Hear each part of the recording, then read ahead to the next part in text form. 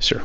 Regarding the DoD Inspector General report on tracking funds to China for pathogen research, the report mentions there are, quote, significant restraints in order to track those funds. So will there be any revisions made in the future to accurately track those? Let me take that question. I just don't have that information in front of me, so we'll get back to you on it.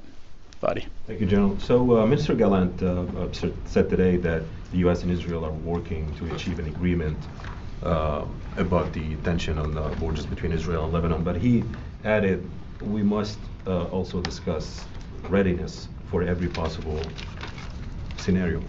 Did the Secretary discuss such scenarios with Mr. Gallant? I think he was alluding to war, maybe. Well, again, as you can appreciate, I'm not going to speak for Minister Gallant or his comments. I will say again that they did have a discussion about the tensions along the Israel-Lebanon border. The Secretary again highlighted the importance of finding a diplomatic resolution to those tensions. It was a very frank, candid, professional conversation and robust.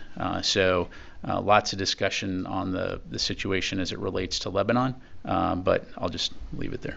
And the Secretary thanked Mr. Gallant for his efforts to increase the flow of humanitarian aid to Gaza. However, today the Integrated Food Security class said that 1.5 million Palestinians in Gaza face high levels of acute food insecurity, and 500,000 are facing starvation.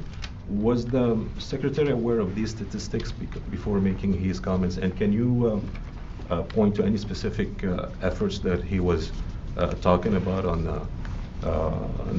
from Mr. Gallant to make sure food is actually and aid is actually getting to the people of Gaza? Yeah, and again, with the caveat that I'm not Israel MOD spokesperson, and I'm not going to stand up here and be Minister Gallant's spokesperson.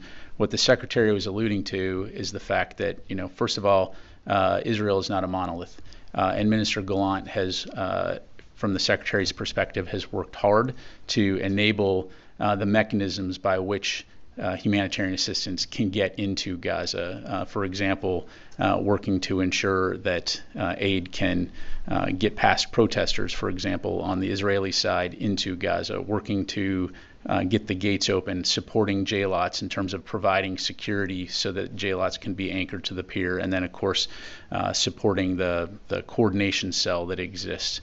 So from Secretary Austin's perspective, Minister Gallant has been a partner we can work with in terms of identifying ways to get aid into Gaza, recognizing the challenges that still exist there, recognizing the fact that much, much more aid needs to get in. So this will be something that they continue to talk about. Eunice. Thank you.